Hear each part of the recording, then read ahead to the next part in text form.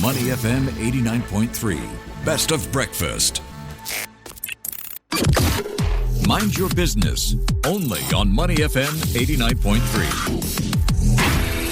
Welcome to Mind Your Business. Over the years, research has found that women are disproportionately affected and more vulnerable when it comes to issues like armed conflict, pandemics, and even climate change.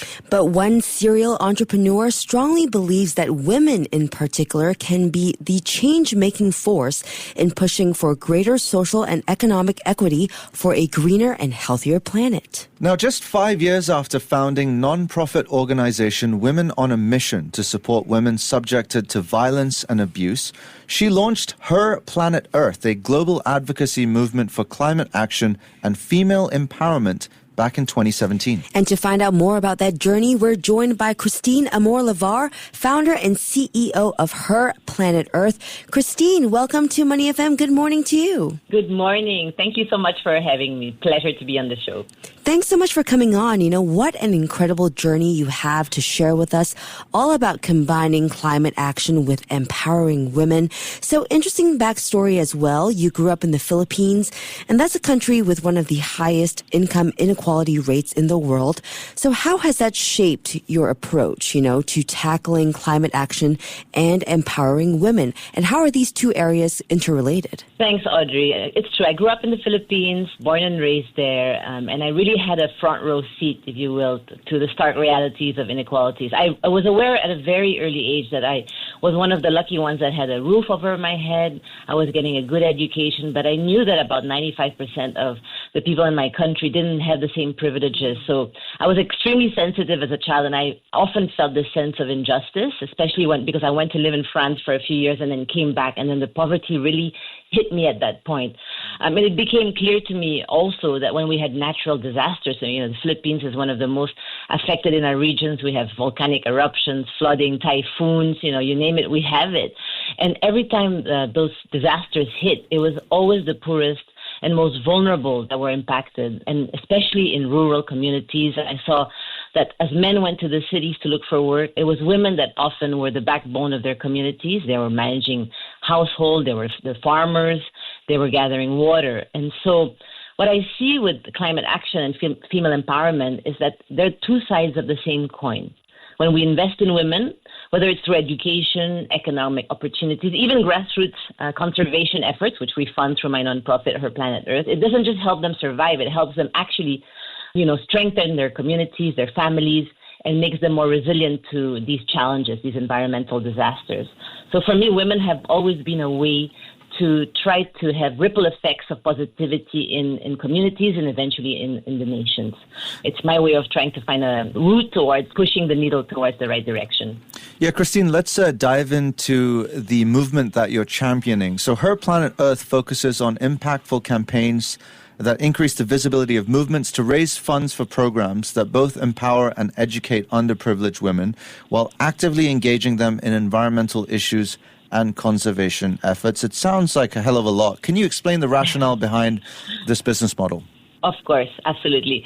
So at Her Planet Earth, we believe that visibility really drives action. So when we create these bold campaigns and organize challenging expeditions around the world, I take all female teams from the Arctic to the Antarctic. We set a really tough challenge. We hope to capture people's imagination and to inspire them to engage with the bigger picture, gender equality, environmental conservation, big issues that are facing our world. So the funds we raise go directly to initiatives that empower women in communities at the front line of climate change. So we fund conservation initiatives. So our funds go to employ women in elephant conservation, rhino protection, agricultural programs so that women who are growing crops in different parts of Asia can move towards crops that are more resilient. So, for example, planting peanuts in mountainous areas where the soil is more eroded. We work with many organizations like UN Women that have programs in place. So basically our funds go to try to strengthen the livelihoods of women to make them more resilient to climate change. And we feel that if we upskill women, give them stronger livelihoods, it's a virtuous circle, if you will. It has positive impacts, as I mentioned, on their communities. And the storytelling part is super important. So we travel often with journalists in our teams. We have filmmakers.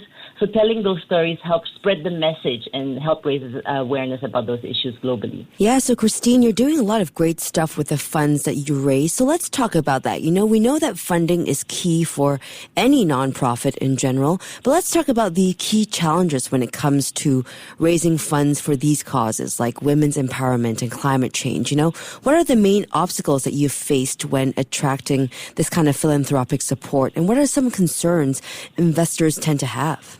Absolutely. A great question, Audrey. And I've been doing this now for almost 13 years. There's been a lot of learning along the way. So raising funds for women and climate is definitely challenging because it is often seen still as high risk. You see, many investors, especially, they want tangible short-term returns, but these are long-term systemic issues. Gender-focused programs in particular, are considered almost niche. So when we are funding programs, looking at longer-term ways of combating climate change, that's always one of the challenges. Like if you're a donor, obviously, you're more looking at the transparency of the reporting and you're not worried too much about the returns. But of course, impact investors, for example, will want to see, even if it's a small return, they'll want to get some return for their money in some of these programs. So harder to quantify because they are really, it's the S of ESG, the social impact on the ground is always more difficult to quantify. But we try to, with our charity partners, to always have these reports at hand every time money is donated, 50,000, 100,000, 150,000. All these, even these small amounts, need to have full, transparent reporting. Okay, so Christine, you've recruited hundreds of women of various nationalities, ages, backgrounds to travel to off-the-beaten-track locations around the world on challenging expeditions to support and raise funds. What is the thinking behind this, and how do you typically involve the local communities in the process? Absolutely. So I've organized about 24 expeditions to date, taken maybe more than 200 women on expeditions. We do have repeat teammates who want to come back and bring friends, etc. So it's really about stepping out of your comfort zone. So the treks are designed to be life-changing experiences. It's crossing a desert, with a team, women's team has never done that before, or obviously scaling a mountain. Or I try to create routes with my tour operator partners that are really unique in terms of the challenge. So it's about personal growth, and also really building connection with the women that we meet on the ground. So a lot of times I bring women, women who are privileged to be able to afford these trips, educated women. Many are based in Singapore, but a lot of them are around, international cities around the world. And then we have a challenging trek, obviously. We've got, 100 kilometers to cross or a certain mountain to summit. And then, of course, there's always an element of connecting with local communities. That's really key, So we organize workshops. I look at the skill set of all my teammates, and then we craft a unique workshop depending on the interest of the local women's group that we're visiting or the conservation effort that we're supporting. So these are really beautiful moments of interconnection between women who are able to come on these trips and the women and the beneficiaries we support. So the collaboration effort is as important as the physical challenge, if you will, of the expedition. And so each expedition is unique. I don't repeat locations, support similar charities, so there's continuity in the funding, but the actual challenge is different every time. And we obviously hope that, these expeditions remain stories that you want to tell your grandkids one day. These are very unique trips. For sure. So 24 expeditions so far, that's something. And we hear that you're off to India next month, actually, and you have trips planned to the Philippines and South Africa later this year. So could you share more about what's ahead? And for those interested in joining in, are these expeditions kind of open to anyone interested? Yes. So basically 2025 is action-packed. The next trip is going to be to Indian Himalayas in Ladakh, up to 4,000 meters. We'll be supporting the Snow Leopard Conservancy Trust of India. So the funds will go to employ more women to work in conservation in this space, which is traditionally a male-dominated role. After that, we've got the Philippines, Banawe Rice Terraces. We'll be climbing up to 3,000 meters. It's a beautiful expedition. We'll mix with local Igorot indigenous people up there. So, this is my home country, and I've never done a trek like that, so I'm super excited. The funds for that expedition will go to support agricultural programs for women run by Conservation International, a well-established charity globally, but they operate in the Philippines as well. And then we've got South Africa in November, the Drakensberg mountain range, 100 kilometers between 3,000 to 4,000 meters. And the funds for this expedition will go to support the black mambas, which are the world's first all-female rangers team. They protect wildlife like rhinos and elephants from poachers. And we're doing that for a charity called Helping Rhinos, beautiful charity that works in South Africa in particular.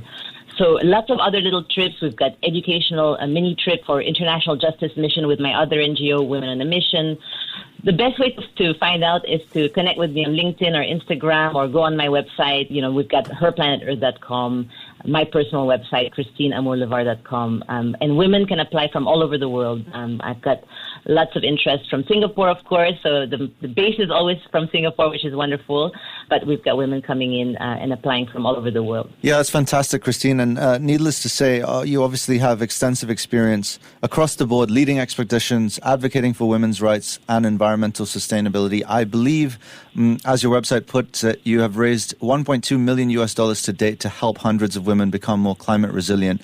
What would you say are some of the most profound insights you've gained about the intersection of climate change and gender inequality, especially in vulnerable communities, that you haven't already talked about? There's been so many lessons, Ahmad, and it's a constant learning journey, every single day. So I'd say one of the most profound lessons for me was how interconnected everything is. Basically, climate change doesn't exist just in a vacuum. It affects every single one of us. It's often talked about as a global, concern, but it impacts people locally everywhere. And women, in particular, in vulnerable communities, are always the first to feel the effects.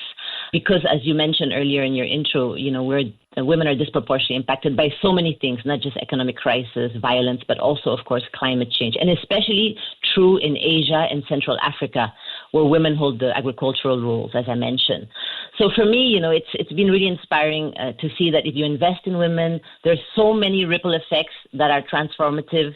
Women reinvest in their families and their communities. They often prioritize education, health, sustainability. There are many studies done around the fact that if you empower women, the children are healthier and live longer and finish education at a higher level. There's a lot of data that I've, incorporated in my thinking as I plan these trips, and it really allows me to advocate for why it's so important to raise funds for vulnerable women and the impact it can have. It really has ripple effects. So it's been something that's close to my heart for many years, and I hope I can continue to do this for many more years. As long as I can keep trekking, I'm going to be trying to do this. That's fantastic, Christine. And, you've dropped so many gems, pearls of wisdom already. But before you go, for our young listeners, who want to follow in your footsteps, who aspire to do what you're doing, what advice would you give them, and what are the common pitfalls that they should watch out for, too? Thanks for this question, Audrey. So I would say my biggest advice is probably to think really hard about what you care about, what you're truly passionate about, and also about your own personal skills and gifts, because all of us have, special talents. Some people are better at storytelling, and people are better at numbers and finance.